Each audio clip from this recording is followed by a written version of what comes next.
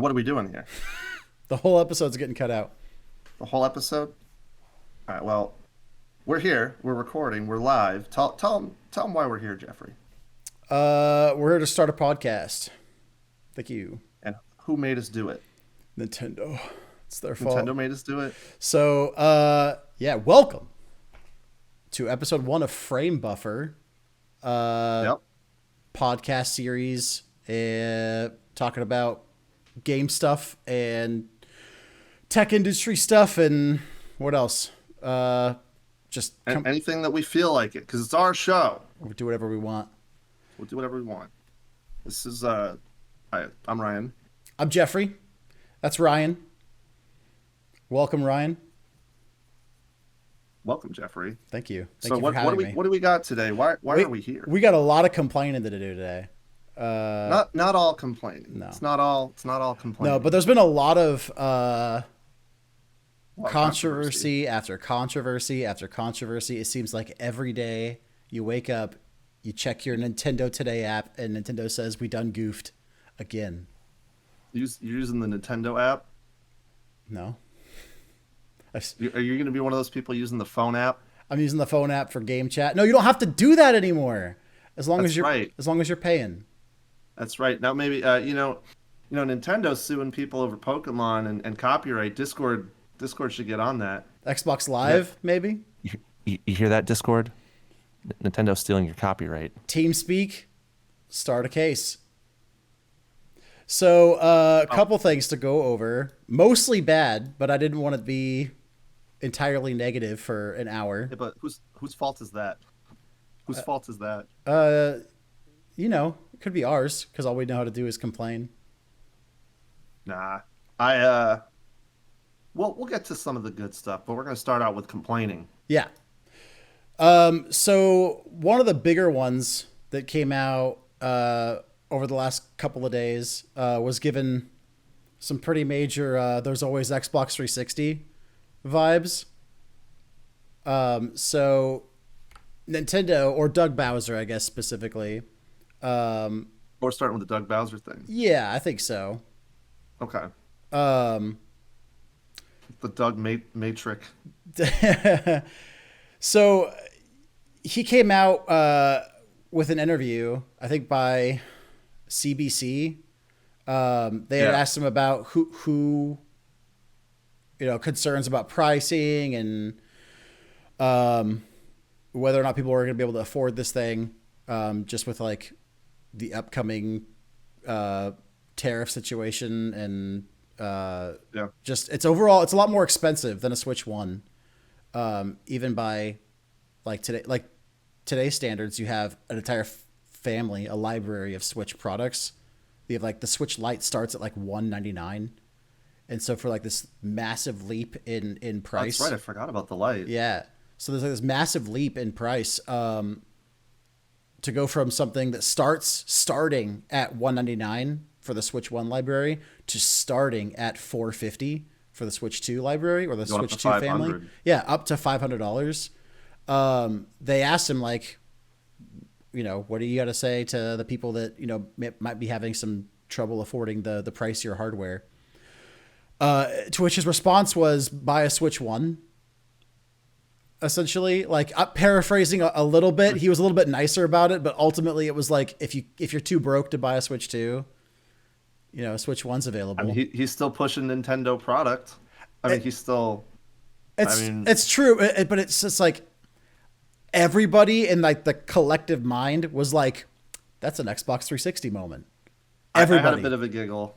Yeah, it was. I had a bit of a giggle because was it Jeff Keighley? Yeah, Jeff Keighley was the one talking with Don Matrix. it's always Jeff And Keighley. well, it's funny because Jeff Keighley's still hosting the Game Awards, but somebody's not the head of Xbox anymore. Where's Donnie? Where's Donnie? What happened to Donnie Boy? I mean, he was kind of in a tough position. I mean, if you think about it, like I said, I'm going to play devil's advocate here. It's a crappy response. It is. Yeah. But if you think about it, I mean, I don't think Doug Bowser, and like I'm not trying to make excuses for the guy, but it's not him that wrote this down and said this is what I'm going to tell people. This is This is what the higher ups told him he needs to say. Like, you Right. can't. He's got this lane that he's got to stay in, and no matter how he's pressured, he can't go outside of this area. And Yeah. and I think Nintendo knows. I think Nintendo's testing the waters, and they know this is not good. So what is, like, realistically, what's he gonna say? That's If a good somebody point. asks Like him, when someone asks him why is it so expensive, like there's really no right answer to it, but there's plenty of wrong answers, right? And I feel like this is one of those wrong answers, where it's just like, hey, you doesn't can't have a right answer. But yeah, you're right. There is no right answer. But this one definitely didn't do him any favors. But yeah, you're right. To be put in a position where it's like, yeah, it's more expensive, but he could have taken that line of questioning and being like, hey, yeah, it's a more expensive product, but it's a more premium product. Like there's a lot more here in the Switch 2 as a whole than there is with Switch 1, which is what, like the hardware is more advanced, the features in it are more advanced, the games that are coming out are going to be more advanced. that that's what I was gonna say is so kind of not really off topic, but if you think about it, I mean, the jeering here is at the price of the, like, if you say you could buy a Switch One, I mean, the way that he's talking about it, we're talking about the console here, and to be honest, at least for me, I don't know about the, I mean, this is the first time people are seeing us here, so they probably have no idea like what we play or how much we play. And trust me, we'll get into that another day. We got lots to say. Very Um, opinionated. but I would say, at least for Jeffrey and myself, I mean, we play a lot of games. We have hundreds, thousands of hours, just on Nintendo Oh consoles yeah. alone. Oh yeah. Um, so I would argue we're not what I would consider. This is gonna sound so cringe. That we're not the casual audience. We're But we're when the I elite think about, audience. well, I don't mean elite, but I mean, like, we don't spend a few hours a week playing Nintendo games. At Right. least I don't. Um, in recent times maybe, but the I guess the concern here is if I didn't have my own personal problems with this, obviously I can go out and buy a Switch 2. It's not an issue of money. I'm not broke, but the average like 10-year-old or 12-year-old or I made this point last time we talked about this is you got to convince parents Mhm. to buy this thing, and a lot of people that are buying this are kids, or maybe you are just a middle-aged person who wants to buy it, but it's not in your budget, and so really what it comes down to, I was going to circle back to this, but the console itself doesn't enrage me. Yeah. It's the games, which we can get into that. Oh 'Cause yeah. that's I'm a whole I'm subject on its own. I'm cool with talking about that sort of as like our next subject because I remember the general consensus before the presentation was that everyone was like it's going to be like $399, and when That's what I thought. yeah, I was like, there's no shot it's over 400. so when the wrong. 450, yeah, it was kind of like a sticker shock, but I think it's one of those sticker shocks that for the most part a lot of people, at least from what I'm seeing, got over it. Like we live in a like gaming sphere where you can buy a PlayStation 5 Pro for $700, right? And it's selling. Oh, like the it's thing with not. five. Yeah, the PS5. The PS5 Pro is Okay. $700, and Jesus. it's not flying off the shelves, but you do see people like picking these Buying things it. up. Like they're I bought a PS4 Pro. yeah, I did too. I bought a PS. I didn't. I'm not going to buy a PS5 Pro. It's like it's not my. That's neither here nor there. But it's just I'm not like the demographic. My TV barely runs 4K. I don't need this Well, like let's 8K really think capable about- console.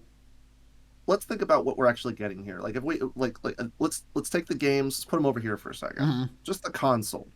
So, and again, I'm not trying to praise them for this. It's more like I'm more saying they finally caught up and they're kind of at industry standard. But let's see, what are we getting? What are we actually getting with the Switch 2? We're getting 4K. It can go up to 120 FPS, but there's kind of an asterisk on that. Yeah, it depends on You the can't game. have 4K 120. You can have 4K 60, which honestly I'm happy with that, because that should be like the standard nowadays. Is nothing should be below 60 FPS. As long as it runs at 60, I'm happy with that. I was actually kind of shocked. I kind of went like, I did that during the presentation when they said 120 FPS. Just the idea that like, Nintendo as a company said the words frames per second in their presentation like caught me off guard. I was like, they're talking about frames. Like, Yeah, because it's like I'm trying to kind of steer on a positive note with this because it was the part there were many parts of the presentation that I liked, and one of the things that I went like this, but in a good way. I was like, wow, like when the Switch won, the Wii U, the Wii, like all of the last three major consoles, what was the one thing that they didn't talk about? Specs. oh yeah, What kind of performance can it do? And even our the big man Reggie himself, when he was head of Nintendo of America, don't you remember what his talking point was whenever like a journalist got in his face and talked about it? His talking point, like Nintendo's talking point, was specs don't matter. It's all about the games. Don't yeah, worry it's about about the the specs. experience. Yep. It's about the experience. And so at least for me, I'm not saying it's groundbreaking or anything, No, but but it's pretty yeah, cool to be in like this post Switch One world where you look at something like the Switch Two and you're like, it can play games like Elden Ring and Cyberpunk, and these games that and are, it's portable. and it's portable. So it's like, That's a really big appeal. you look at things like these huge like third party games that they're capable of running on things like the Steam Deck, but they're optimized in a way on the Switch too.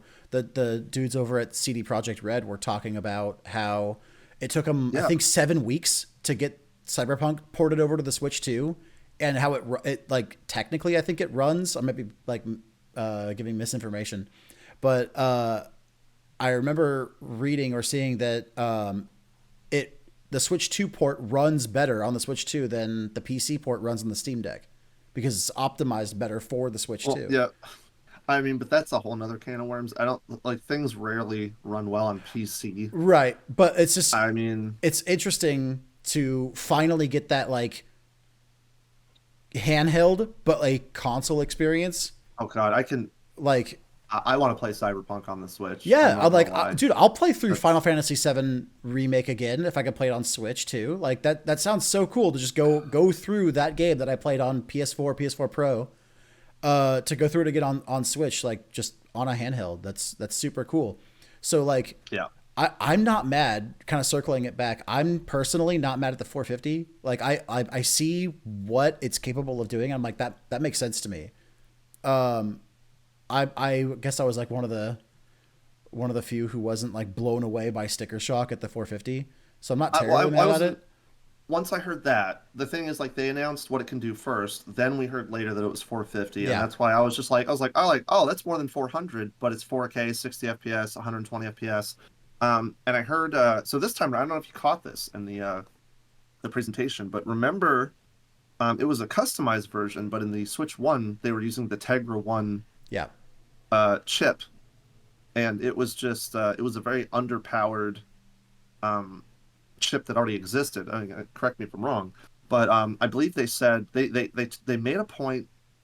They made a point to talk about how it's a custom made, was it GPU or CPU, for the Switch that they made specifically for it. They went out Mm. of their way this time to get their own hardware for it. They didn't just pick one off the shelf and say Right. Yeah. customize that a little bit. The Tegra Um, was a pre-existing piece of hardware that Nintendo was like talked to it Nvidia wasn't a and was good like, one either. Put this into our new hardware." The Switch 2, at least I think, it sounds like Nintendo was in talks with Nvidia to like make specialty hardware Yeah. for the console, like Hmm. proprietary internal hardware for the Switch 2. And Now that's yeah, and I like that. I like I yeah, said that those are the things I like, and so I have no problem with that. On a kind of a negative side, like the other part of me and what a lot of people I see online are saying is finally like Nintendo should not be praised for this. They're finally keeping up with where they should have been a generation ago, and to that I say, sure, the Switch One should have been more powerful. There shouldn't have been as many performance issues. I mean, I played Breath of the Wild on launch, and I have 400 hours in that game. And I gotta tell you, that initial experience, as good as that game was, it was rough. The FPS in that game yeah, was especially like in rough. certain It struggled. segments. Yeah. The Yeah, the Forbidden Forest or the Deku Tree area, frames were dropping yeah. to like 12 frames a second in certain spots, certain angles, and it's just So, like, man, like that was out the so gate. It was really yeah, rough. and so on a positive note, I would say, great, we're not going to have to deal with that anymore, hopefully. But on a negative note, I'm thinking like it's been 7 years, or oh, sorry, 8 years. My God, it's been 8 years since the first Switch came out, and this is what we should have had 8 years ago. Nintendo games are supposed to be about quality, and a lot of their launch titles, which I thought were really good. I mean, like what Odyssey ran at pretty much a smooth, buttery 60 FPS, but the big talking point, like the attachment rate of Breath of the Wild was like literally 1 to 1. For a while there, What it else are you was gonna buy? 1 to 1. Yeah. Yeah, but and again, I like Breath of the Wild. That's a topic for another video. I'm not going to get into that, but like there are just some points I was like, man, why does it run like this? Mhm. And then you realize, they're not going to get a ton of third-party support when it comes to like there were some freak examples like Doom on the Switch. I Yeah. can't believe that thing runs on It's the wild Switch. that Doom runs the way that it runs on that little piece of hardware. Shout out to Panic Button. You guys are amazing. Yeah, it's I don't know crazy. how you guys got that thing to run on there, but it runs at 30 FPS. Yeah.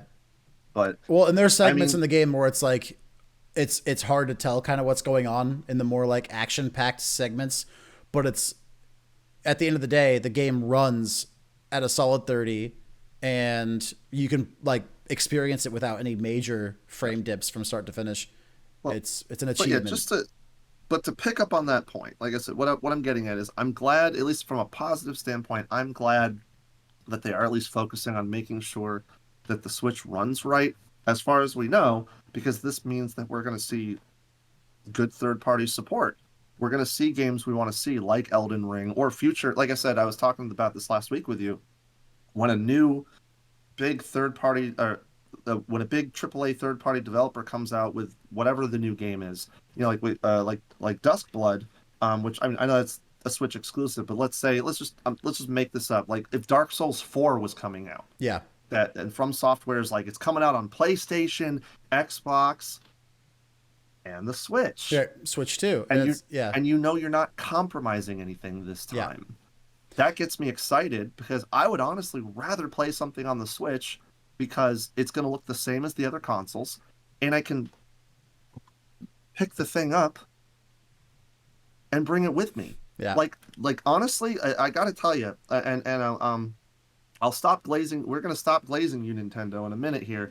But this thing, I love this thing. I love picking it up out of my dock and being able to go anywhere I want to with it, and then just seamlessly putting it in the dock, and it's connected to my computer, and I can just play it. It's so cool. Yeah. I don't know why somebody didn't think of it earlier, but the ports were compromised, and I'm just glad that maybe now they won't be. Yeah. Well, I guess there's an argument to be made there that like the Tegra X was with the X1. The next one was like 2 gens behind. Right, but like they were coming off of the Wii U, which was colossal failure, like 12 million units lifetime sales, 13, yeah. 13, terrible. And so like they really needed to make something that was like super approachable from the consumer standpoint. So like they couldn't put in, you put in like the latest Tegra chip or whatever, but it's going to cost you like $700, right? Like we have gaming PC handhelds now, like the ROG Ally is like $600 MSRP. And Yeah. there's a market for those people, but that market is not like the mass market of the gaming industry, the casuals or whatever. They But- seem to think it's the time to do that now, and maybe that's because the technology's cheaper now, and they're just jumping on it. I think it's a mix of But- both. I think it's a mix of the tech is a little bit cheaper to mass produce. It's a little bit easier to sell an upgraded Switch now that the Switch is in a position where it's sold 160 million units or whatever number we're at Is it- right now. is that It's like 160? it surpassed the Wii a little while ago. Yeah, it's The PS5 was at 155. the PS2, No, what did I say? PS5. PS5. Yeah, It's- the PS2 it's up was there. at It's- 155. I know it. I'm gonna pull that up right now. Yeah, Let's see. Switch. Let's see Switch console One sales. What's the best-selling Yeah, console? 150. PS5. It's 150 right now. PlayStation 2 was over 160. Yeah. So it's right behind. But like Wow. this is a situation for them where it's like if your console that you're like succeeding sells 13 million units, you cannot get away with selling a $600 or even a $450 console the next Well, yeah. generation afterward, right? I mean, that's a whole nother talking point too, and I think maybe that's a talking point for another video. But basically, when you're down and out, you got to do something to bring people back in, and Nintendo was pretty consumer friendly coming into the Yeah. Switch One, just like Xbox was when they messed up with the the DRM. I was gonna say DMCA, but the Yeah, the DRM DRM. always on, and PlayStation screwed up with the PS3, and they had to come back begging with Right. the PS4. Everyone's but, taking a slice of the humble pie when they get, too big Yeah. for their britches. But But why can't we have a middle ground? Why do we got to go? Why do we got to do this roller coaster of we're succeeding, we're gonna crap on the consumer, and now oh people are mad at us. We're gonna be consumer friendly. Why can't you find a middle ground? Like for God's sake, yeah, it's a roller coaster, man. It's ups and downs. Yeah, it's interesting to me. I think that the Switch 2 could get away with 450. I think the Switch is as a brand is strong enough now that when they go, hey, here's the successor, I think that for the most part they can get away with 450. You're probably not going to get, mom and dad to buy their kid a Switch 2 out the gate. I think maybe in a few years' time when we see a When it's on potential, discount, yeah, a when it's potential on sale. price drop or a rendition of Switch 2, a Switch 2 Lite or something at a lower MSRP, something to kind of incentivize the average consumer to pick it up. Out the gate, like year one, it's going to be enthusiasts, right? It's going to be people who play games actively, people like Nintendo fans, Switch fans. But it's the years preceding that they have to kind of lure in, especially if they want to make the same sales, like the similar numbers to the Switch One, which I don't think they're going to be able to do. Like Switch One is it's such an anomaly. Like you don't just sell 150 million units. I don't think Switch 2, I mean, obviously it's too early to tell, but like my gut, like my knee jerk reaction is like, there's no way Switch 2 sells 150 million lifetime sales. Well, let's kind of transition into what I think personally, and again, you know what I'm going to say. Let's get into what really is going to sell Switches, and again, I'm gonna tell you, we're gonna tell the audience the story because you know the story, but I'm gonna tell you why. I sat in front of a Best Buy for 12 hours. No, 12 hours, 10 hours. I sat in front of a Best Buy for 10 hours, and it's partly my fault. But so when the Switch One was coming out, we got that showcase in January, I think, of 2017, right? And so I knew I was going to pre-order a Switch. I knew I was going to get it. We'd seen the gameplay and how it works, and I was like, this is so cool. This is way better than the Wii U. Mm-hmm. I was really excited for it. And I was watching that showcase where they dropped that Breath of the Wild trailer. And for me, that is still one of the best game trailers ever made. The music, the setting, the voiceover, the whole thing is so epic. And I just go back and watch it because it's just that cool. I stood up out of my chair the first time. I was sitting down, and I was, by the time the trailer was over, I was standing up. It was such a good trailer. It's good, and it was so good that I missed out on pre-orders for an extra 5 minutes. And wouldn't you know it, no Switches are available online because I'm too busy rewatching Watching the Breath of trailer. Wild trailer for a couple of minutes. And so, Dingus over here then had to find a store that was doing a midnight release. And so I took the rest of the day off that day, March 7th. March 6th. March sorry. 3rd. March 2nd. March 3rd. Yeah. It was the Well, release. So March- it would be March 2nd because you're Yeah, outside yeah. the yeah.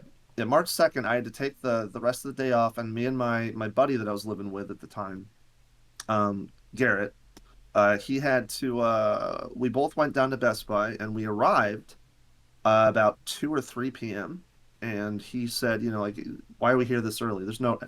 There's like 30 people wrapped around the building waiting for this thing. And my point is, I was so hyped just for Breath of the Wild, let Yeah. alone all the Mario Odyssey. Yeah, little stuff snippets they of had where Mario. Yeah. And but remember the events they were doing? They were traveling around the world. Yeah, well, like and they the were tour bus, and they were doing and the band's playing. Mm-hmm.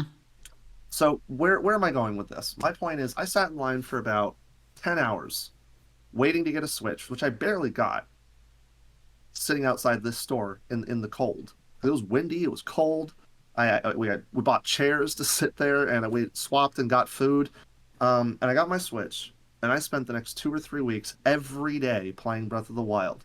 Now, what am I getting at here? Games. You need to be excited for games. Yeah. And so, what I want to talk about before we get into the what we're going to go over here, um, are there any really exciting games at launch right now that are coming out? I mean, is there anything that really tickles your fancy like the Switch One did? I want to say Mario Kart really bad. I really want to. But not no. And if you want to get into it like right off the bat, it all comes down to that price tag, right? Like I know you're not Well, like the let's ignore the price tag. Just Okay. hear me out. Ignore the price tag. We don't know how much they cost. Let's just assume Okay. again for the uninitiated, yeah, the games are expensive, but we'll get into that. Let's just assume all the games are normal priced. Normal price. What games are you really excited for that they announced? Day- Not stuff like Elden Ring, Yeah. not stuff like that, but like which games did you see and you're just like, I have to buy a Switch 2 and I need it now.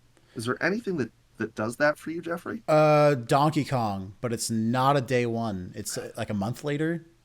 So like if I'd we're say that counts. yeah. I'd so, say that so counts. so Donkey Kong. Yeah, if that counts, then Donkey Kong. I'd say within the first, and I'm stretching, I'm being very generous here. If the game comes out for me in the first few months, even half a year, I'll go up 6 months. Mhm. If the game comes out within the first 6 months of the Switch's release, I'm like, okay, that's enough for me to go get a console because you got to remember they're going to be scalped, they're going to be hard to Oh get. yeah. You gotta plan ahead to make sure you get a Switch so that you get a game because who knows, a game that comes out 3 months after launch and you can't find a console, you're not playing that. Yeah. Yep. So, but you'd say Donkey Kong? Yeah, I think so. Like I'm personally, I'm not the biggest Mario Kart fan. I enjoy a good Mario Kart.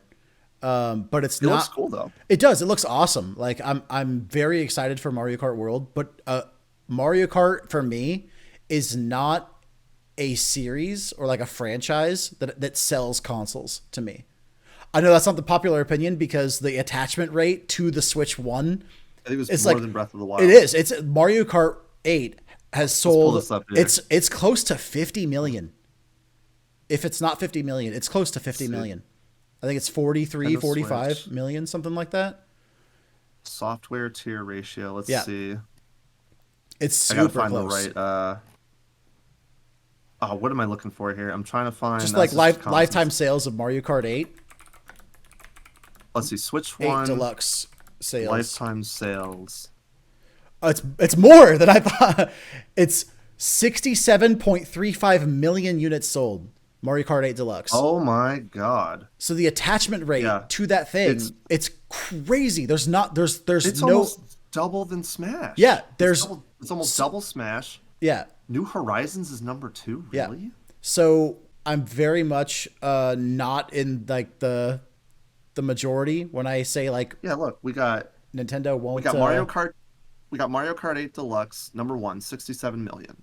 We got Animal Crossing New Horizons. That's surprising to me that's number 2. COVID. Yeah, I guess. it was the perfect storm in 2020. And then we got Smash Ultimate at number 3 Mm-hmm. with almost 36 million. And then Breath of the Wild, number 4, the launch title at 32.6 Yeah. million. That's nuts that there's 3 games. But the thing is, it's not even close. Mario Kart 8 has eclipsed. Oh yeah, it's not even a Everything. contest. It's not even a contest. And so, I mean, if you think of it that way, it makes sense that they would Absolutely. go all in on Mario Kart. Yeah, because from their perspective, Mario Kart sells consoles. People are buying Switch and they're buying a copy of Mario Kart 8. Like the attachment rate is what now 1 in 3, close to 1 in 3. Well, it also makes Just under 3. it makes sense because, like, again, I'm gonna again as an anecdotal experience. Whenever I talk to again people who don't maybe play games as much, you want to know what game I hear a lot? It's like like people like I'm trying to think of, like my cousin or some of my sister's friends or some family members. They know what Mario Kart is. Oh yeah, it's a They play it. it's a household name. It's you don't have to own a Switch for your cousin or your brother to bring it over and hands you Well, a Joy-Con, and all of a sudden the living room's playing Mario Kart. it's crazy because like I think I told you I went on like a just kind of like a casual date a couple months ago, and like this girl I went on this date with, she was like, "Oh, you got Mario Kart?" She just name drops Mario Mario Kart. Kart. Like it's not like, do you have Mario Kart for the Nintendo Switch, or do you have, it's just Mario Kart. Everybody Yeah. know it's just Mario Kart. It's like it's kind of like when your mom said, "Turn off that Nintendo." Yeah. Like everything you have is a Nintendo. Everything's Mario Kart. Every Crash there's only one Crash Team Racing is Mario Kart. So Mario just Kart. put on Mario Kart. Well, it's because Mario Kart's the only race car genre, well, go-kart genre game. Like everyone else tried to kind of replicate it, and Yeah. I'm not saying Crash is bad. It's fine. It's a But- good game, but it's not Mario Kart. Everyone knows what Mario Kart Yeah. is. Well, that's the So it thing. makes It's sense. like like the 67 million units sold. It makes all the sense in the world that the launch title / like pack-in title, if you get the bundle for the Switch 2, is Mario Kart. Of course it was going to be. Of course it was going to be. If you get the bundle, it means you only got to pay $50 That's for right. Mario That's Kart. right. Saving so much money. So I want to talk about the price stuff before we let All this right. linger for too long. Alright. I had said that like I think most people are okay with the 450. That's the general consensus I'm seeing. Is like 450 is expensive, but it's a new console. There's a Console. $700 PlayStation 5 Pro on the market right now. 450's fine. It's a little pricier than I wanted it to be, but ultimately it's fine. If you consider inflation too, I think 450 is all right. Like, Right. It's really not that bad. What's getting literally everybody and what's put Nintendo in this like PR nightmare disaster zone is this $80 price tag. And 90. well, no, 90 is a misconception. This I think it's Europe. Somewhere in Europe, they charge $10 extra for physical copies. That's not going to happen in the US. Oh, but we're not getting. I thought we also were getting the $10 extra. No, it's physical. It's just I don't know the country if it's a specific one or if it's the European Union or what. But there's a Do you Europe. have do you have an article for this one? I don't. But Okay. it's been a really popular misconception that like physical copies are going to be $10 more.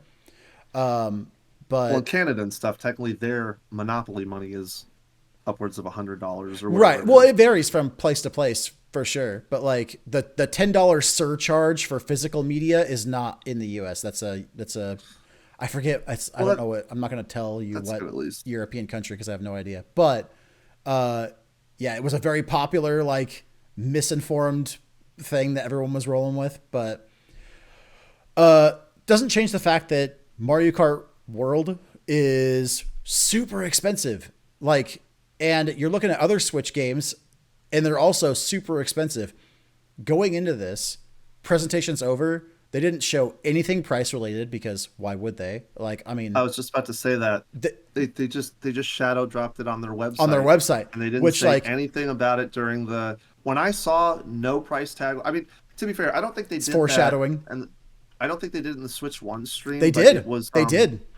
If Did you, they? Yep. If you go back to the Switch One presentation, they show Okay. the price tag that at the end of the presentation, everybody's going, "Where's the price?" And when the price wasn't shown, the next sentence out of everybody's mouth was, "Uh-oh, there's no price tag. That means something." And so the 450 was that initial sticker shock, but I think most people generally got over it.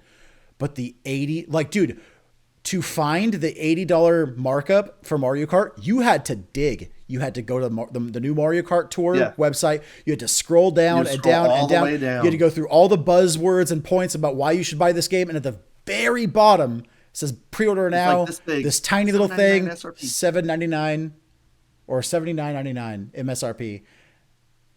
Like they did not know. want They know. Yeah, they know, but they also know that the last Mario Kart sold 70 million units, so they can sell this one for $80. And no matter how much, don't know. no matter how much I complain, no matter how much you complain, Mario Kart World is going to sell for $80. It will. Like, I think it'll have a harder time selling than Mario Kart 8, but that Well, let's also has something to do with let's like leave the it to attachment the- rate. But yeah. So if you're watching this, put down in the if you're watching, put down in the comments. Is it enough for you? Would you buy a Switch based on this price? You know, I want to hear from other people and see For if sure, yeah. if they're gonna buy it. well, most people would probably just go with the digital bundle for the 50, right? So it's like, I mean, that's one game. yeah, Technically, that's the only way to kind of counteract Get this, around like, this, yeah, 'cause this you- $80 price tag. you're buying the Switch at 450. You're getting Mario Kart for 50. If you technically, if you think about it like that, it's I don't want to say it's predatory, but if you think about it, it's kind of like a lure because you're saying, well, yeah, our games are really expensive, but if you buy the bundle, you're coughing up 500 big ones, but you're getting Mario Kart for $50. you're saving the biggest $30. attachment rate. It's actually genius. It's actually genius because when mom and dad go to the store, or Jimmy Bob is going to the store, Jimmy Bob. and he sees all these games at $80, sorry, $80, and he sees the Mario Kart bundle and says, well, that's only $50, and that's what I wanted anyway. I'm going to get Mario Kart. Do you think Nintendo cares? No, they just sold a No. $500 console. Yeah. But now, think about it. Now, another game comes out. Like, well, I'm already 500 in. I already got the console. Game's $80. They're gonna go. This is the gateway. I don't want to call it the gateway drug, but it's the entrance. They paid the entrance fee, Mhm. and now buying each game at $80, it's kind of a hard pill to swallow for someone like you and me who, like, maybe there's 2 or 3 games we want to buy. Yeah. Well, now I've bought 3 games. That's $240 before tax, by the way. Yeah. Although you don't pay tax, I don't think. You don't pay tax. I don't pay. I'm in a sales tax free state. That's the state of Oregon entirely? That's the entire state. Yeah. Well, he's not going to pay sales tax, but I'm It's gonna still pay almost 80. $200 for 2 games. But that's my point. It's Yeah. like that's a hard pill to swallow. You're paying almost upwards of $1,000 between peripherals because I bought peripherals. I bought a Yep. Switch Pro controller. You got to buy the Pro controller. There's 2 or 3 games I'm probably going to want to buy. $240. So now we're looking at upwards of $300 from the games. The Switch Pro controller, which is what is that, $70-$80? I don't even know. I think it's 90. I think the Pro controller is $90. Yeah. Okay, all right. Now we're looking at almost $1,000 between the Switch bundle, the controller, the games. That is really tough, even for somebody who plays as much as I do, to be like, I'm dropping $1,000 on this. Yeah. I bought the Switch one, Breath of the Wild, and Mario Odyssey wasn't out at the time, I don't think. So I bought Breath of That the came Wild, out in the Switch. October. Yeah. Right. So between Breath of the Wild, the Switch, and a Pro controller, and I bought like a bunch of stuff, like I bought a stand for it, an extra charger, like between all those peripherals, that was probably maybe $600. And that's a lot of stuff for $600. Yeah. But now you're looking at almost double that just to buy the same thing. Minus a game or so. And Okay. so I feel like It it's hard. is 80. It is 80. I misspoke. Well. Yeah. It's $10, but yeah. No, it's true. It's like when you're like you walk out of Best Buy or wherever you're getting your, Switch 2, assuming you're totally fine with the digital version of Mario Kart, which I personally would rather have a physical version. But I kind of want the digital one because I could save $30 from the physical release. But you're buying this $500 bundle. You're buying a Switch 2 Pro controller. You're pre-ordering Donkey Kong Bonanza, and if you're picking up things like the webcam for game chat stuff, like you're dropping a lot of money Who's for. buying, Jeffrey? I'm just saying everything. Who's buying the webcam? No, for nobody. game chat? But I'm just saying, if you go in there and you buy Put everything, down in the comments if you're buying the webcam for game chat. just get a regular Logitech, like with a USB-C or something, like but this $50 Hey, webcam I'm- that displays I'm not- literally displays I'm not 480p. It's yeah. I'm not judging. Anyway, if you're buying the webcam, God bless you. if you walk God into a bless you. GameStop and you buy everything that Nintendo wants you to pick up day one on the Switch, you're looking at Don't forget the $900. SD card. Yeah, you need that SD SD card. card. Yeah, 256 of the SD card Express, because like the non-Express ones don't work anymore because of the read They write even speed. made it a point. They even made it a point in the presentation. They didn't do that in the first one, did Yeah, they? I don't remember. They should They have. showed the cute little compartment about how much bigger it is, and Yeah. you can only Yep. use this kind. Get your SD You card. got to get the fellas. Express ones. The one in your Switch now will not work. So get yourself a shiny new one. Get a 1 terabyte one for $200. So we're looking at a $1,000 bill. Oh yeah. Oh yeah. And that's I'm not going to get too far into it because that's like the hot topic right now. I feel like we should mention it to some degree. All of these like prices is pre-tariff, right? So like we don't know what's going to happen in like the whole economy, the world. Like it's like everything's changing every single day. There's new information, so I'm not going to go into detail.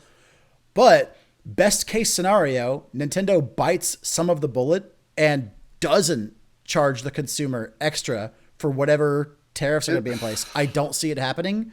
I don't see them taking that that bullet.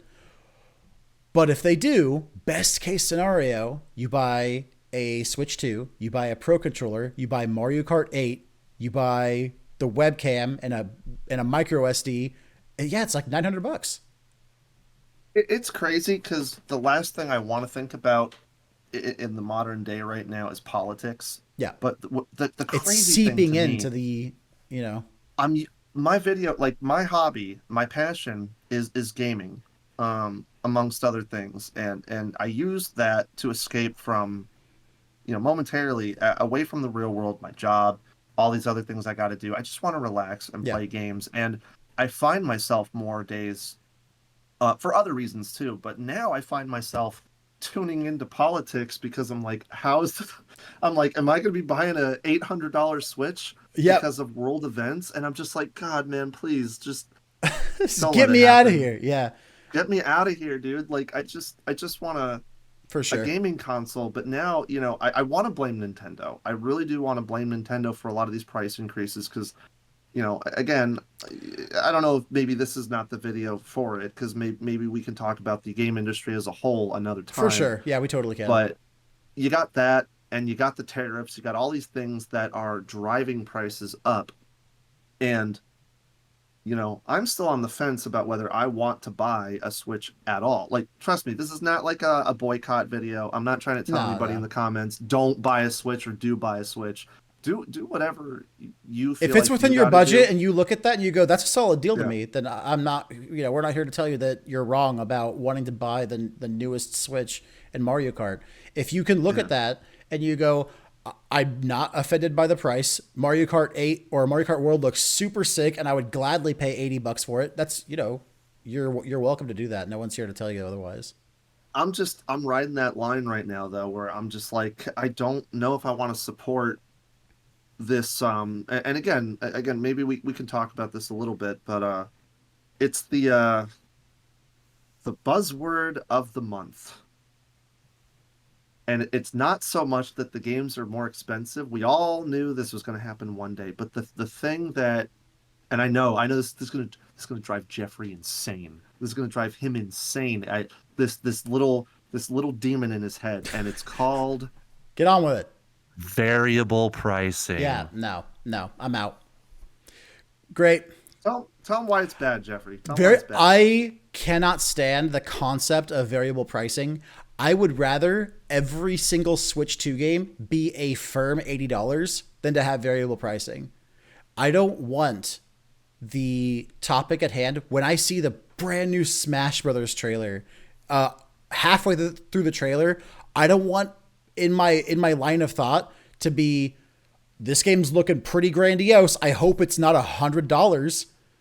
Like, I just want to see a game and I want to know exactly what I'm going to pay for it. Right. And maybe we'll save the whole entire topic for like its own separate video. We can, because I could dish this out for 2.5 hours about variable pricing and the pros your and main cons. point, the main point I was trying to get you to get at, because you've said this 100 times, is you were basically saying Nintendo gets to decide. What Absolutely. They think something is Absolutely. worth. They get to go, well, we worked extra hard on this game, so this one's worth $80. And it sets a couple of precedents here, right? Now you set the table to where you're telling the consumer, hey, Mario Kart World is a game that's worth $10 more than Donkey Kong Bonanza. Because Donkey Kong Bonanza is retailing at They're 70. making their own tier list, Right, dude. right. They're essentially telling you Mario Kart World is worth more. It's a bigger, it's a better game. Like, they're not blatantly saying these words to the consumer, but this is the picture they're painting with variable pricing. And you know for a fact, like, you could clip this and send it back to me in 4 years because I'm going to be right, that no Switch 2 game will go under $70, $60, you know? So I saw, I don't know who it was, but so I can't credit them, but I saw a tweet that says, I can't wait for the next Pokemon game to come out because it's going to be $30, right? Variable pricing, right? Like, that's some shade right there. all of the effort, you guys worked so hard on it. We worked so hard on this game that it's got to be $80. Well, if that's the case, then if you're just not putting that much effort into it, and, you know, no shade to Pokemon fans, but another topic. Well, I love Pokemon. No, I'm I not love happy Pokemon with the too, state but of I'm Pokemon. not happy with That's this. Yeah, exactly. That's another video. We're gonna Not go currently down. happy with the state of the quality of Pokemon games. But you look at something like Scarlet and Violet or the new Legends game, which does look better on Switch 2. But you look at those and you go, there's no way Nintendo's going, well, it kind of runs a little choppy on Switch 1, so with variable pricing, maybe we only charge $40. No. There's no world. There's no world where they do that. So variable pricing means entry level, it's worth $60, and if we deem it so, it's worth more than that. That's what variable pricing means. And I hate it. I hate it. It's enough for me to... I saw another person, I keep quoting random strangers on the internet with no source, but someone was like, along the lines of, variable pricing means variable purchasing, which I know is always the case. Technically, you don't have to buy whatever Nintendo's throwing out, but now we're in a generation where I have to take a step back and I have to go, is Mario Kart 8 worth $80? Well, Nintendo says it is. Right. Well, they do, but is it worth $80 to me? Which, again, could be said across every single Some people game. it could be. You know, yeah, and that's what I said earlier. It's like, if you look at Mario Kart World, you go, $80, no problem. That looks so worth it to me. I can't wait to play it. Then that's totally fine. But you're going to alienate a lot more people with a price tag like that. Right. And I think that's the problem, because like I said, like, again, I'm not trying to say whether you're spineless or you're bad or you're good for giving in or boycotting these prices. I'm one of those people who, I'm going to be honest, if they announce a new Smash game, it's one of those games where, like, I think I have to. I think I got to get on that. It's one of those games where I don't want to miss a Smash launch. For sure. It's one of my favorite games. I'm the same way. Yeah. And Smash is one of those things where, unfortunately, Smash is one of those titles for me. And there are people who feel the same way about Mario Kart. Nintendo could come out tomorrow and say, hey, new Smash in 2026, it's going to be $100. Well, depending on what the internet's like, we'll but I'll buy it anyway. Again, I'll buy it anyway. I don't, we'll and so see, will you. But You'll buy it anyway. I don't want to promise that, but yeah, it's I do feel why people might still do it, because Smash is very good for its value, and I feel that way, and I might cave when it comes to that, but I don't, like you said, I don't like the precedent that this sets. I don't like it either. And it's not just a precedent entirely in Nintendo. Every single entity in the industry is looking at what's happening with the Switch 2 right now with these variable pricings. They're looking from the other side of the fence. Right. And they're going, oh, if Nintendo's getting away with Mario Kart being $80, Mario Kart, like, what does that cost to make? 50 million? You know, Grand Theft Auto 5 so. took 200 million. So my game should be worth I should charge $200 for Grand Theft Auto 6 based on that logic. But You this know, is exactly why I think what you were saying earlier. I don't think the launch of the Switch 2 is going to be nearly as successful as Switch 1. I don't think it will be either. Personally, like But eat, again, eat my words in 2 months, but not even just because of pricing, but I mean, look at the games. Like there are, don't get me wrong, I'm gonna just right off the top of my head, Donkey Kong Bonanza and Dustblood. I'm really excited for both those games. But if I put the excitement together for both of those games, it still doesn't equal Breath of the Wild. right, yeah, Like if I were to, I like. I gotta tell you, like if they did this backwards, I feel like they did this backwards. They should have had. Well, technically, they were coming off the Wii U, so they had to have something impressive.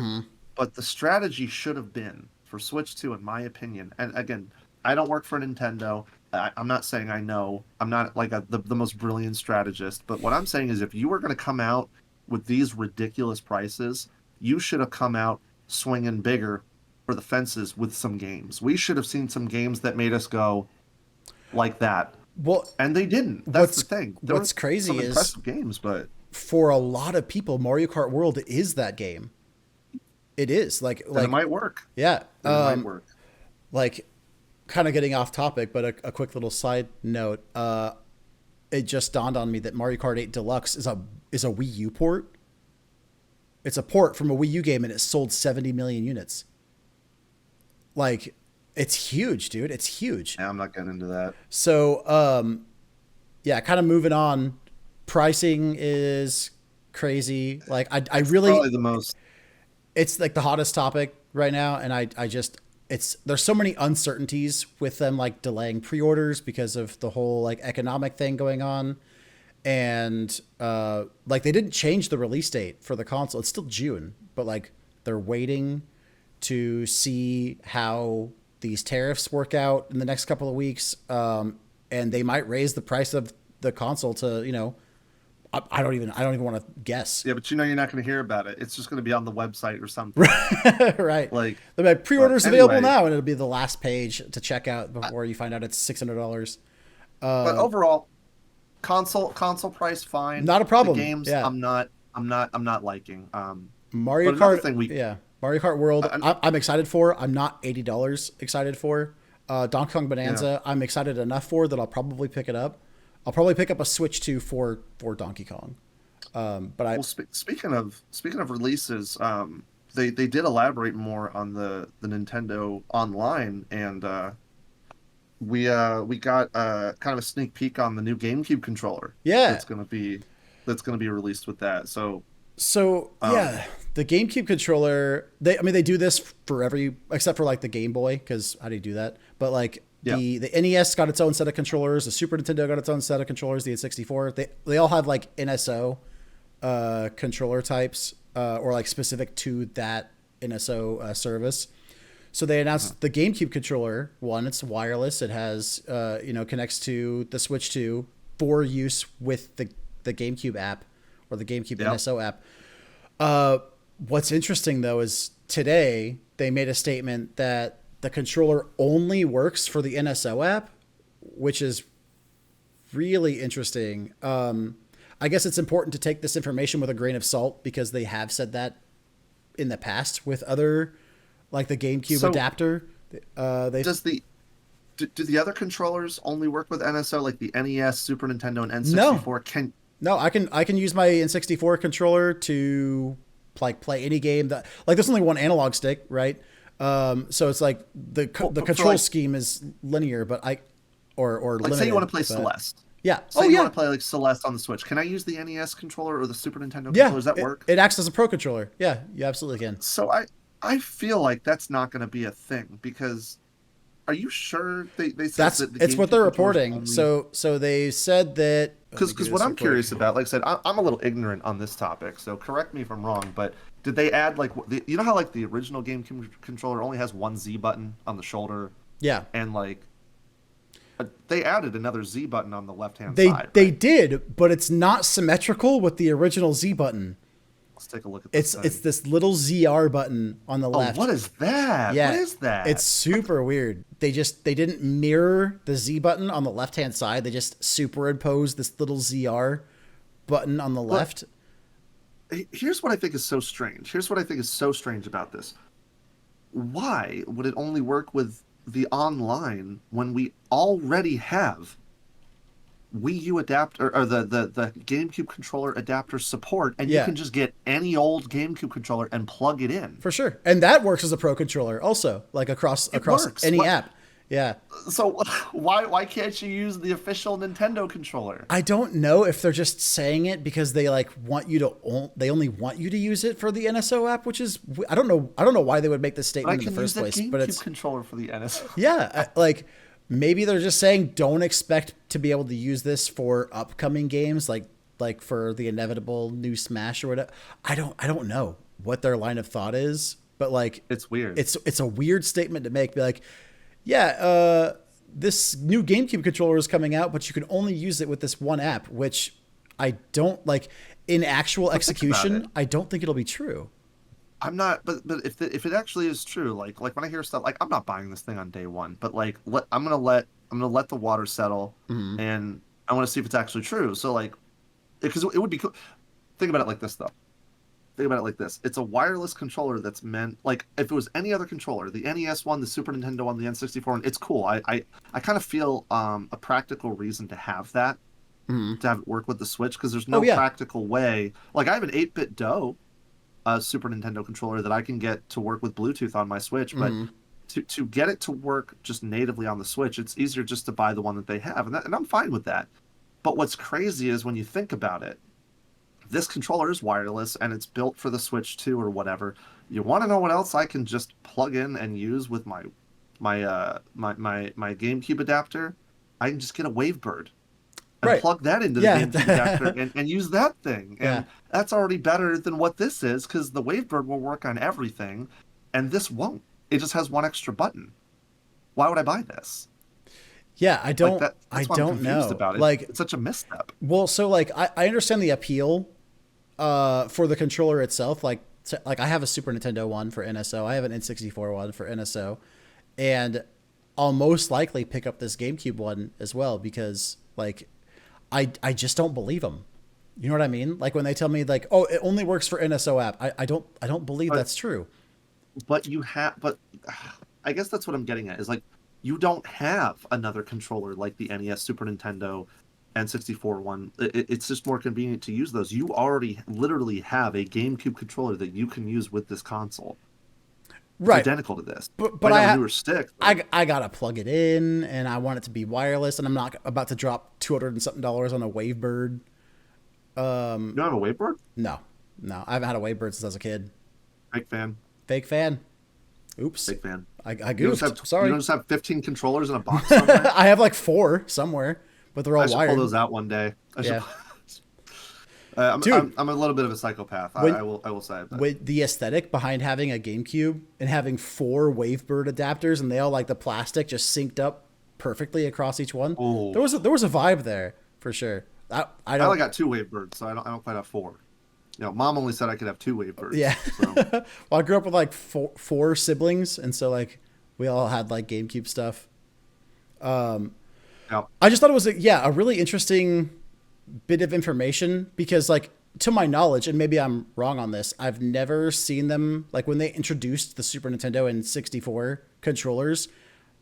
I don't believe they ever went, oh, by the way, you can only use this controller in the NSO app. This to my knowledge, this is the only instance in which they made it a point to tell you can I only feel like use. it's not going to stick.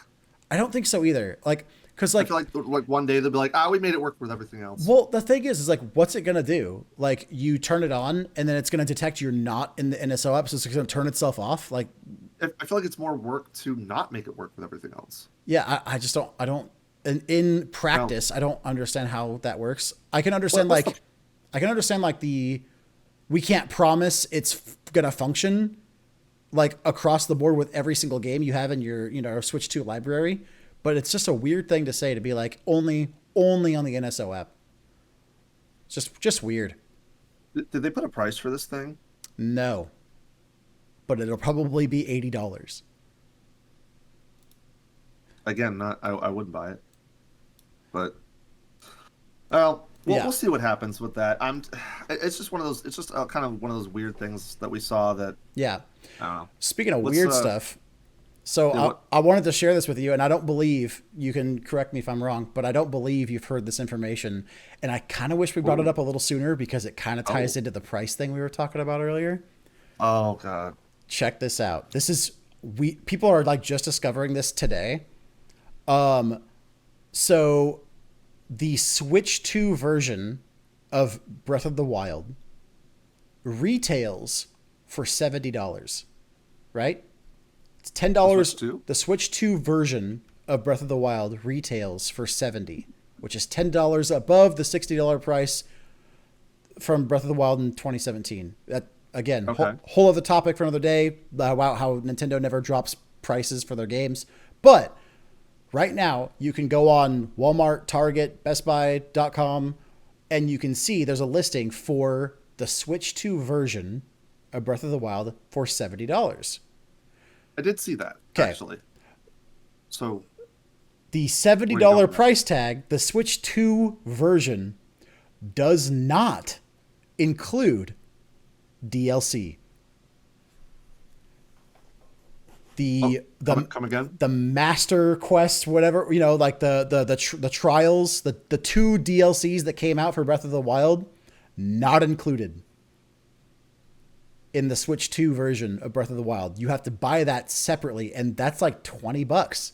For the full $20? Yeah, for the full $20. So the definitive That I did not hear. this just came out today. The definitive experience for Breath of the Wild on the Switch 2 will cost you $90.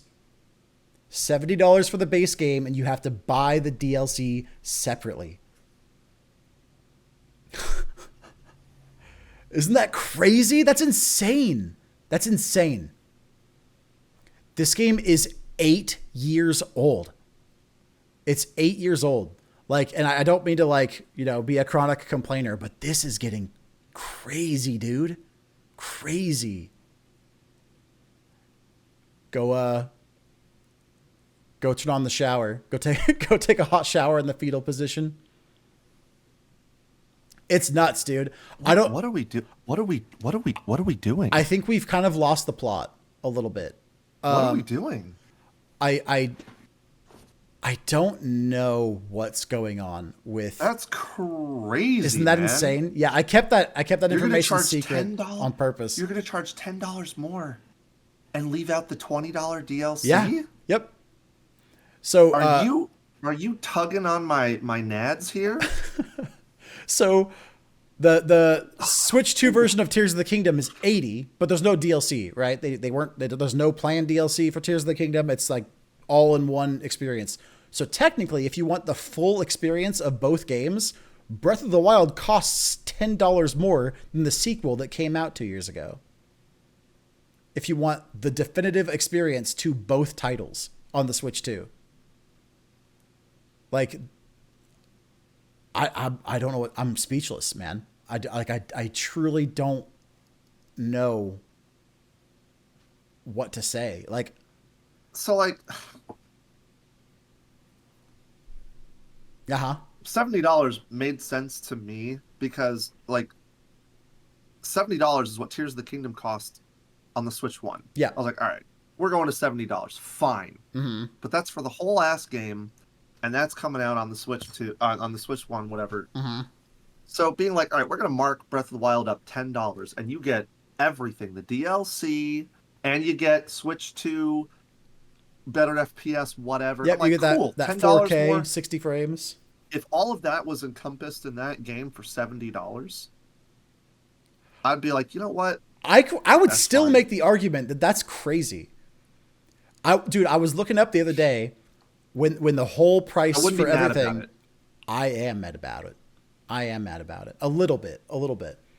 I'm not going to pick it up anyway. Like I finished Breath of the Wild. I finished Tears of the Kingdom. I don't need to play these games again. I don't want to play these games again. Even if they're, you know, upscaled resolution and running at a solid frame rate, solid consistent 60.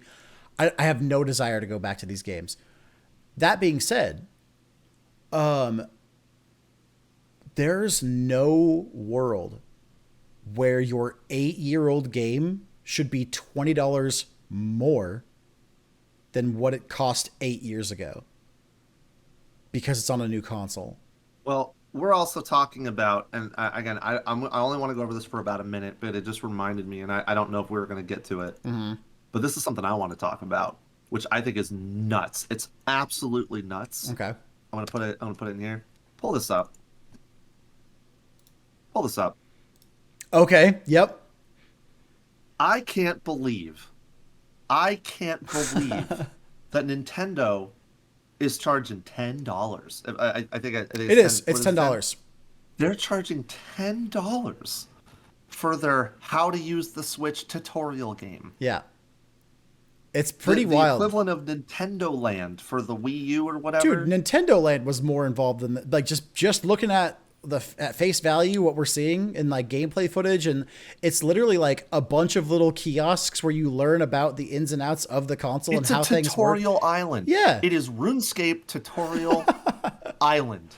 And they want $10 freaking dollars $10. for this. Dude. It should just be packaged. It shouldn't even be packaged with the Switch. It should come pre-installed on your Switch. When you load up the Switch 2 for the first time, Yeah. it should just be the default game program that's on the Switch, and it comes with it. But they have the audacity to charge $10 for this. It doesn't. You got to buy this. Yeah, to purchase it. What is that? So yeah, that's crazy to me, especially when you compare it to things like Astrobot or Astro's Playroom. Did you play it? Astrobot win like Game of the Year? Or No, something? that's the sequel to Astro's Playroom. So did you ever play? Because you have a PS5, right? I've not played Astrobot. Astro's Playroom comes pre-packaged with your PS5. It's a free download. Oh, okay. So the Playroom came with Yeah. it. That is a phenomenal experience. Like when I first unboxed my PS5 and I was like, "Oh, Astro's Playroom, interesting." I was blown away by Astro's Playroom. It was free. It came with the console. Remember back in the day when Super Mario World came bundled with the Super Right. Nintendo? Tetris bundled with the Game Boy. You could even argue that like the 3DS came with like the AR games with the little cards, and Face Raiders was free. And like it's these little package titles, like pack-in titles to get to experience the game or get to experience the console without throwing money into the console right off the bat. That's just egregious. It's like crazy, you got price yeah. increases across the board, but this is literally like this isn't even like I won't even say it's not as involved as Nintendo Land, and it's not a full-fledged what I would call game. It's literally just a tutorial on how to use the console. You could charge $2 for this thing and I would be offended, right? Because it's like it's not even about $10 is way too much. It's like it's an instruction booklet. It's an interactive instruction booklet. Imagine you go and you buy. I mean, I'm not one of those people, and I'm not trying to be mean, but like, imagine you're one of those people that buys a new iPhone every year or something, and you spend $1,000 on an iPhone, okay? And you boot up your iPhone, and there's I don't know, like The iPhone experience. the iPhone experience or something that says how to use your iPhone. Press here and pay $9.99. And we'll teach you how to use the iPhone. To teach you how to use the iPhone. I'd be like, you're out of your That's crazy. mind. I'll figure it out. Thanks.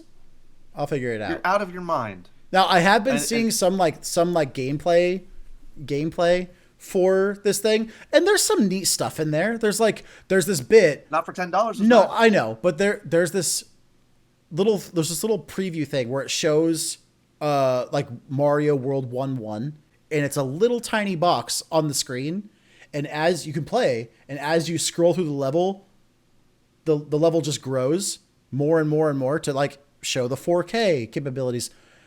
Neat. Guess what? $10 I neat. would love it, and I would praise them, and I say, "Oh, that's That's really so cool. That's really cool. Really cool. If it was free." Packaged in with the console. No. Dude, Nintendo chose $10. the bad ending, dude. It's crazy. It's so because like I'm gonna wrap the last like 3 conversations we've had in one nice little bubble. I want to be so excited for the Switch 2. I do too. Everything, every single little detail in relation to the price tag has been just a disaster. It's been a disaster between, like, you could argue the least egregious thing about this console is that it costs $450. Everything surrounding it is just like, why is Mario Kart $80? Why is this tutorial game $10? Why is Breath of the Wild with all of the DLC $90? Like, I don't know what's going on, but like, it just feels like they have a dartboard and they're just throwing darts. And whatever, you know, the dart, like whatever price tag the dart lands on is what they're going with. Kirby and the Forgotten City, whatever it's called, the 3D Kirby game with DLC, it's $80 on the Switch too. It came out like 2-3 years ago. Like, dude. I'm telling, and this is my PSA to anybody watching, because I'm not telling you what to do, but really, if you don't think it's worth your money, don't buy it. Don't buy it. Please just send Nintendo a message.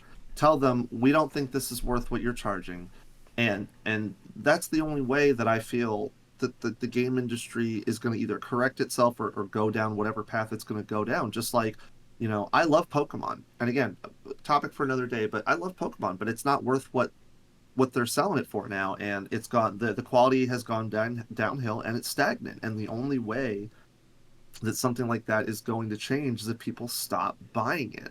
And I feel the only way you're going to get through to these executives is just don't buy the console. Don't buy the console. Don't buy the games. If you really feel, at the end of the day, if you feel justified in your purchase, go for it. But I think the general consensus is like, you know, we saw the Treehouse, we saw the other streams they did, and it was just filled with people complaining about the prices. Price tag. And so, but again, what I think is egregious and what I don't want to see happen is, if you're happy spending whatever you want to spend on this, go for it. But don't get on here like I did or like Jeffrey did, and don't get online and go on your Twitter account or your Reddit account and complain and make a big stink about how Nintendo's awful, and then waltz down to the store and go buy it anyway. Because you're not doing. Because then get yourself everything you said and done means nothing. Right. I think no amount of rallying in either direction is going to do anything. Personally, I think whatever course is going to happen is bound to happen inevitably. People who want it are going to buy it, and the people who don't think it's worth it just aren't. I mean, you're going to absolutely deal with your fair share of people who experience that sort of FOMO. Yeah, I mean that's what it is. People don't want to miss out, and like ultimately, my buddy's got one and I don't. Right, but I think there's a lot of key factors here that kind of set the table for Nintendo to incentivize a lot of people to be like, I'm not picking it up right now. At least not right now. Like between the $450 and the cost of games and stuff. The dust settles. I'm personally, like, I have my fair share of criticisms. I still want the console. I just don't think that, like, if they're really sticking to their guns, and by the time June comes around, they're still on this, like, Mario Kart's 80, we're not budging. I don't think I'm going to pick it up. Like, I won't grab Mario Kart. I will grab Donkey Kong, because to me, like, Donkey Kong is worth the $70. It looks worth the $70 to me. But like, if they're going to do this variable pricing thing, maybe that's like a good middle ground. Yeah, like I just, because like for the Switch generation specifically, my copy of Mario Kart 8 Deluxe was a purchase I made on a whim. I didn't go out and be like, I have to get the new Mario Kart day one. I saw it on the shelf like a year after the game came out, and I was like, oh yeah, weird. I haven't played this since the Wii U version, so I bought it. If it was $80, I would not have bought it. I wouldn't have, because it's not worth it to me. So if that's how it has to be, I don't have a problem with the Switch's price tag, the console's price tag, so I'll pick up the console. I don't have a problem with Donkey Kong Bonanza's price tag, so I'm going to pick that up. Whatever I do have a problem with, and I guess that's just how you should operate anyway, like, if something's not worth it to you, don't buy it. It kind of seems like something that, you know, you don't even need to say. It sounds like just common sense. But there really is this, like, I wouldn't pick up Mario Kart unless I saw it on sale, right? Whereas, like, for me, Mario Kart World would be a day one purchase. That would be my pre-order purchase if it were $60, $70, because to me it's worth that. I gotta tell you, I'd be weak in the knees if Smash was a launch title. I might be in trouble. Right. I'm gonna tell you, I'd be in big trouble. It all depends on like the perspective of the person, and if Mario Kart World is worth it to you, pick it up, and if it's not, don't. It's that simple.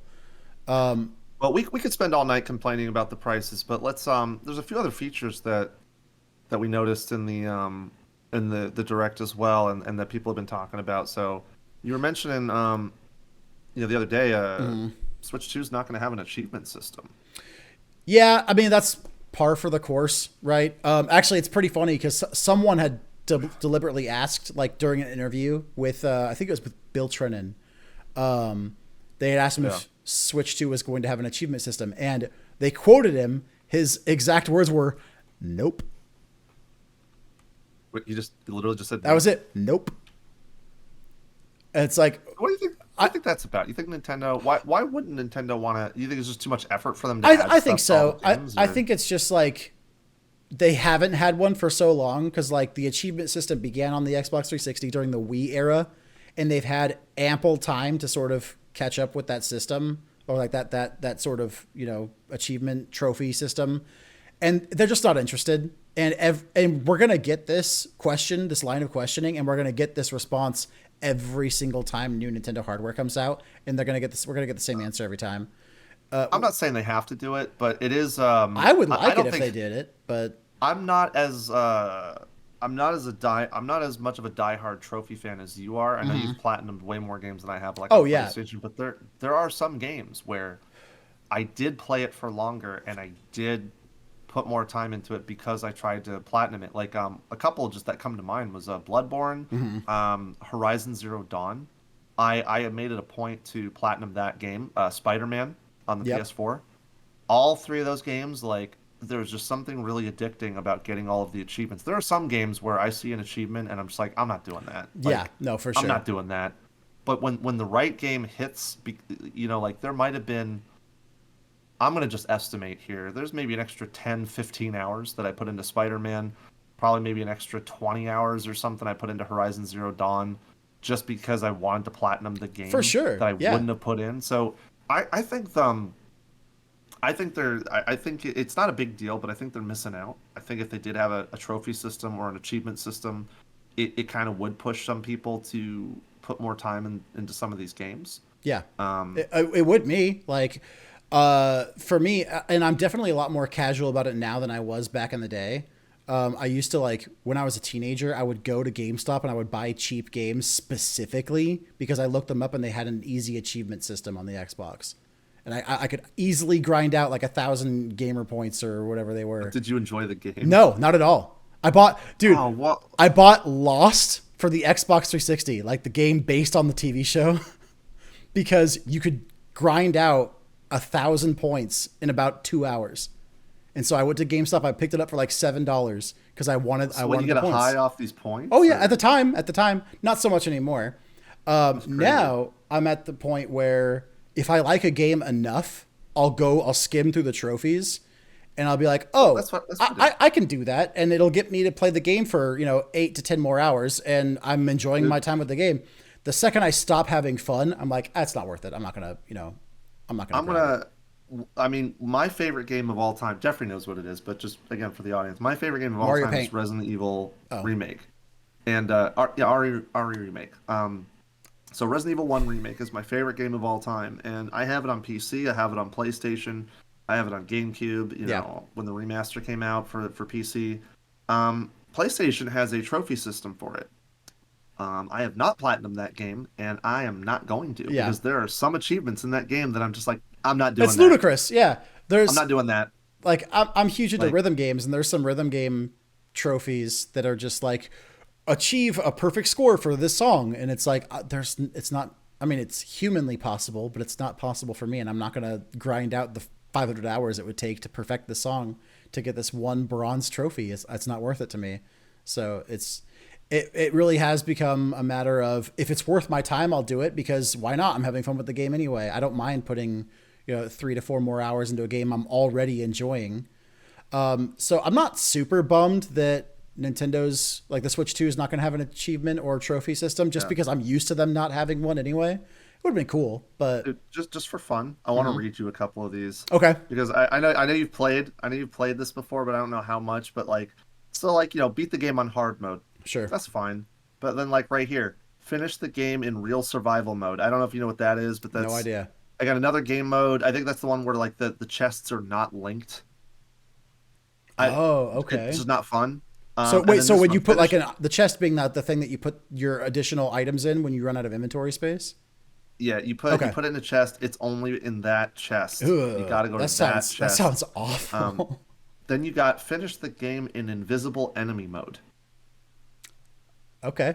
Not fun. That Don't want to doesn't do it. doesn't Not sound doing it. fun. Um, and then yeah, a lot of these are not too bad, but like defeat Lisa Trevor, yeah, like a lot of these are fine, Hmm. but like there's some of these okay, a lot of these are not that bad. I might only be missing two or three achievements, but He's there's a gonna go couple in here back that are and pretty beat the egregious. game on invisible enemy mode. It's just not fun. Like there's Yeah. ways to get around it, but like I just don't. If you, I find I don't that know. if you're doing it just to do it, you kind of lost the plot a little Yeah, I don't want bit. to do it. Um, I don't want to do it. so like the moment you stop having fun, just who cares about a Yeah, like platinum? right here. I'm a diehard Resident Evil fan, but I've never done a knife run. Like right here, finish the game using only your knife. Only the knife. It's such a slog. Like I don't want to do that. Yeah, there's a couple And so games that's out there that like I want to platinum. Final Fantasy 16 is a big one, but there's like finish the game and on New Game Plus, and it's like maybe I'll get around to it one day when I want to replay the game, but it's like not. I'm not gonna play through the well, game a second time yeah, just to get the platinum.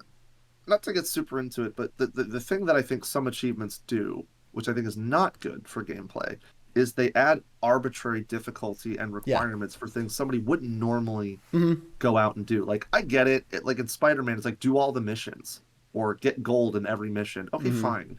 But then there's like it reminds me of some of these ridiculous achievements in like World of Warcraft where like you have to do a meta achievement to get a mount, and some of the meta achievements are things you would never do because they're so obnoxious and make you do the fight wrong or something, right? Hmm. But in some of these games, it's like I'm just trying to think of something off the top of my head, and it won't take too long, but like just a game where it asks you to do something egregious off topic, like drag this enemy around for 20 minutes and don't Yeah. drop his head. Like it's just like why do I want to do that? Like I that's why I think some achievements are just toxic, and I'm not doing that. An example I can think of for me was on the PS3 version of Kingdom Hearts Chain of Memories. There's a trophy to get a character to level 99. You finish that game at about level 45. Ugh, So, like, no. you need to grind out another 45 levels, 40, 50 levels to get this single trophy. It's the only trophy in that game I'm missing. Like if you go back and look at my list, it's like 97% done, and it's the one trophy in the game I don't have because it's like You I'm would want to not. put another 20, 30 Yeah, I'm hours not into gonna the sit there game and for one achievement. grind out enemy fights for the next 14 hours so I can get a trophy. Like if it was a little more scaled, like maybe I would grind out an extra 10, 15 levels just to make it a point. But I'm not gonna sit there for another 12 hours and Well, grind out 40 plus 50 levels just for a well, trophy. Nintendo Switch achievements. Do you want them in there? Do you not I, want them in I'm there? if they were like, "Hey, we're doing an achievement system," I'd be like, "That's really cool. I'm looking forward to it." If they're like, "No, we're not," I'm like, "Okay, well, business as usual." So I know some Well, people are bummed by it, but it's for me, it's just like I've gotten so used to not expecting achievements from Nintendo games that it's fine. well, let us know what you guys think. Do you think it's time for Nintendo to finally start adding that stuff in there? Because I personally don't care. Um, I know a lot of the people next do, thing, but the next thing you were talking about too is you were talking about the sticks. You said I'm not really familiar with that, but yeah, tell me what you're talking about with the Joy-Con sticks. the Hall effect sticks was like the big question that some people had for the Joy Cons, just because like the stick drift was such a big prevalent issue in the first generation of Switch So, consoles. They're not doing it, which some people are disappointed by. If the sticks work, I don't care if they're Hall effect or not. I just want them to well, function. yeah, I Um, just want something that works. I think I just want people, something that actually works. it's a. I know like people are super like hypercritical right now because of all like the just grocery list of controversies happening with the Switch 2, and nobody's happy, so they're kind of picking things with like a fine tooth comb. Oh, the NSO GameCube controller only works with this, and it's like that may or may not be true. Oh, the Joy Cons don't have Hall effect, and it's like I don't think ultimately you would care if Mario Kart was $70 or $60. I don't think we would be having these conversations. But yeah, I just want the Joy-Cons to work. I'm sure they will. I'm again, maybe I'm an optimist, but I have to imagine internally they're going, we can't have another stick drift situation. We need to make sure these are like built to last. Because they did mention that they're built, from the ground up, that they're not using like the base of the Joy-Cons to like At the reiterate end of the day, the all I whole care thing, is or... that I just care that the hardware works, and I care that I'm hyped for the games themselves. I mean, like I said, we can talk all day about prices and Joy-Con drift, but I mean, like, I don't mind paying what they're asking for the console right now. I'm worried that the tariffs are going to make it go up, Yeah. and I'm more or less going to see what's going on with more launch titles or more games. Like, I don't know. Yeah. People can say, well, it has no, Hall effect on it. Like, does it work? Like, does the Joy-Con work? I don't know. I'm exhausted. I don't want to keep finding reasons to be mad at Nintendo, but I mean, like, Nintendo gonna keep Nintendoing, I guess. Like, I think it's like, for some people, it's like, hey, if I can find all of these negative things about the next console coming up, maybe I don't want it as bad as I think I do. Maybe like where it it's... justifies not buying it. Yeah, so it's like, hey, I won't be missing out if I can find 10 reasons not to buy one. So maybe it's like a little bit of that for some people. Like, It's kind of like trying to swear off like an ex-girlfriend, and you're trying to remember all the reasons you broke up with her in the first yeah, place. it's like, oh, And but you're she like, was terrible, right? And it's like, yeah, yeah, well, oh, I want to get back with her for the sequel. Oh, but is that a good idea? I yeah. don't know. How good was she really? So I know we're a little bit over that we wanted to be, but I did want to mention a kind of positive, I guess you could call it positive. So the whole digital game key card was another thing people were complaining about. There's this little strip of information at the bottom of some game boxes that says, hey, the key or the game cartridge inside this box does not have any information on it. It is essentially a key you put in the console that tells the console to download the game from the eShop, right? So a lot of people were like, this is stupid. Why would I buy a physical copy then? Which is a fair, question. There's a positive to this? There is. So a lot of Okay. people were Let me hear it. assuming that it would just tell the Switch to download it, and that would be it's just a digital download, right? Okay. Well, it says key cards will start up on the console or the system that it is slotted into, so it's not tied to an account or anything. So the key card or the game cartridge goes in the Switch 2, and a lot of people were assuming that it was basically just the cartridge telling the console to download the game and tie it to that account. So you, like, once it's on your account, you can't like do anything else with it, right? So can I guess what I care about is the upside to physical, at least on the Switch, was like, let's say I put the game card in my Switch, it downloads the game. So what I want to know, and because I haven't really looked into this, maybe you know. Yeah. So I put do I still need, number one, do I still need the cartridge to play the game? Yes. Does it need to be in my Switch to play it? Yes. Okay.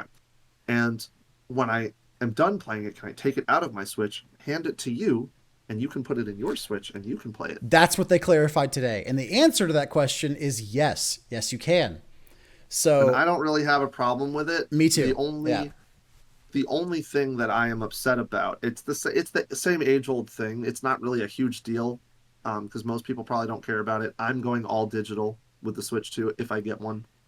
I don't want to deal with cartridges anymore, unless, like I said, if I had a best buddy that lived over here that I could share games with, then maybe I would. But well, my point is, I have been on the, like, maybe, I don't have any in the background or anything. Maybe I'll show them on the podcast one day. But like, I collect a lot of physical games. I have a lot of retro games. I was a big avid physical media collector all the way up until about the PS4 generation, and I went in on a lot of my Switch games with the physical cartridges. But even now, I'm on this boat of I'm in this boat this position of I don't see the point in physical media anymore. I don't see the point. I don't want to buy something that takes up space and then you open it, you don't have a guide. There's no cool instruction manual. It's literally just a key card, and it's like, why am I buying this? I don't see the point. So I agree with you for like 90% of that. You're right. They have been incentivizing more digital downloads as the years go, like by slowly just taking away features of the physical cartridge that make it worth having it physically. Things like the instruction booklet, little like I have a limited run version of Faith on Switch, and it has like a booklet, and it's got little stickers, and it's got like, and it reminds me of the days where that was normal. I could pop open any GameCube cartridge or case that I have today, and it's got an instruction manual with a bunch of key art and about like, it's so cool. And they took it away, which further incentivized digital downloads. And now we're in a generation where it's like, you put the key card in and it's going to download 80% of the game anyway. Even if there is data on the cartridge, 9 times out of 10, all of the data is not on that cartridge. Like even, and that the same goes true for like, it's not a Switch or a Switch 2 exclusive issue. PS5 and Xbox share the same issue. You put a disc into, like I played Cyberpunk 2077 on my PS5. I put that game into my PS5 and I waited 20 minutes for, 20 gigs worth of extra data that wasn't on the disc and patches to help. That's because there's day one patches and right. things. So like, yeah, there's more and more reason just to go, well, if none of this stuff is on the cartridge anyway, and I'm not getting a cool instruction booklet or I'm not getting cool like game art or anything, why even have a physical copy? And for me, I just want it. I mean, I know, but the thing that, and this is just my last point. Like, I mean, the whole reason that I buy physical media is, I mean, obviously, like, there's the nostalgia. I want the cases and the games how I remember them. I mean, that's just what a lot of us do. But for me, it's like a library. Yeah. And in your library, you have books. Now, imagine you opened up a book and there are no words or pages for that matter in your book, and there's just a little piece of paper that says you can download your book. Right. You open up the book and it's one page and it's a QR code to scan on your phone, and you can read the book on your phone. I have all the only thing you're really getting with the physical media now is maybe the case with the artwork on the cover, but even those things are tiny nowadays. Like I have custom cases for all my old games because they came in cardboard boxes, but I have that physical media because it is it's a centerpiece, or it's something that I put up in my living room or something for people to look at. Like and for at least not all of them, it's almost impossible for all of them, but for a good amount of the games, I seeked out the instruction manuals, and it's supposed to replicate going into like a Blockbuster, right, and being able to look at all the stuff on the shelf and look and read about it and look at it and popping it in your system. Is it easier just to play digital? Yeah. Is it easier just to download it and have it all in one place? Yeah. But guess what Nintendo also doesn't do, by the way? They don't let you have one encompassing library on one account that you can just have. And for the life of me, I still don't know why every generation they reset your Nintendo. This is the first generation between the Switch and Switch 2 where they're like, hey, everything you've accumulated from the Switch 1 is coming over to the Switch 2. Wahoo. So it's like, hey, better late than never. Yeah, well, guess what? Yeah, they drip feed. I'm not getting into the Switch Online, but the point is, I love physical media.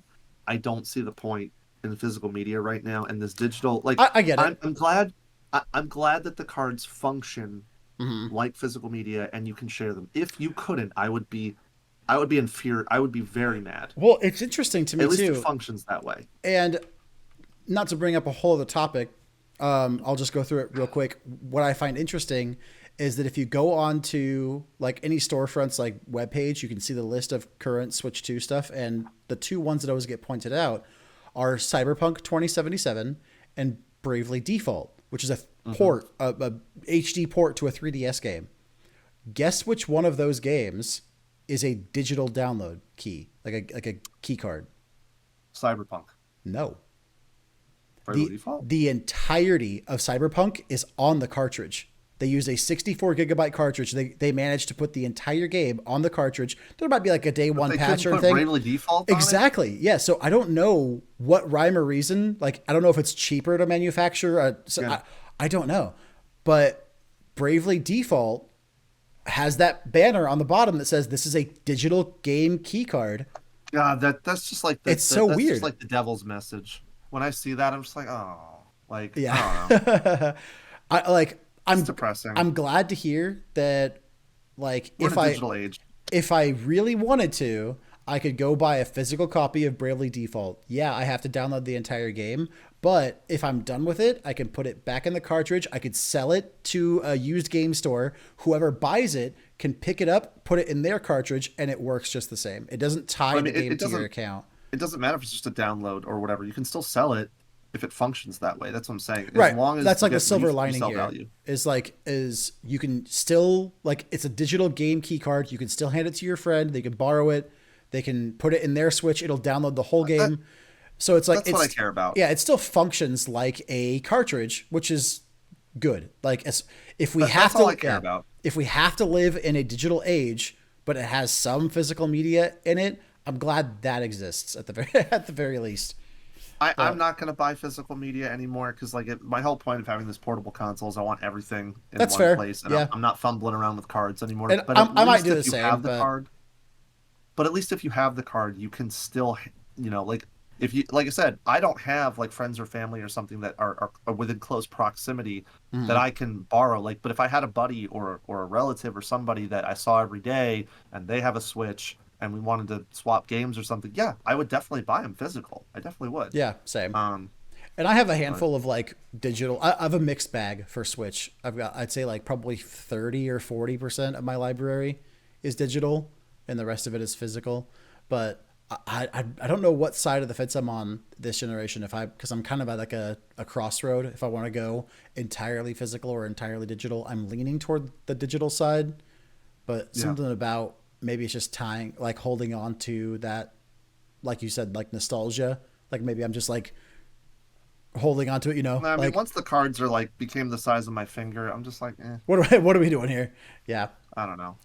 But, But- yeah, anyway, so I think that'll do I it. mean, we covered a lot today. So if anybody's watching, this really was our first podcast, and we kind of just wanted to talk about something that's close to us that's going on in the game industry right now, and the Switch kind of is around the corner. So if there are any future topics you want to hear about, or you think maybe there's something we could have done better with our format, or just something you didn't like or you like, just let us know in the comments, and we'll definitely work on it. Yeah, for sure. Like, uh, we're practically doing this every week anyway, minus the, record button and the layout. So we figured make it into an actual, give it some actual structure and put it somewhere. But yeah, if you like what you heard and like what you saw, give us some comment and a like. Yeah, and some constructive criticism or some feedback on what we could do better. And if you want to, What do they see, say? Like, comment, and subscribe. smash the subscribe button. They don't say that anymore though. They say smash the like button. Smash the like button. You can smash the subscribe one too if you want. Thanks for watching. See ya. Thanks for watching. Bye bye. Bye bye.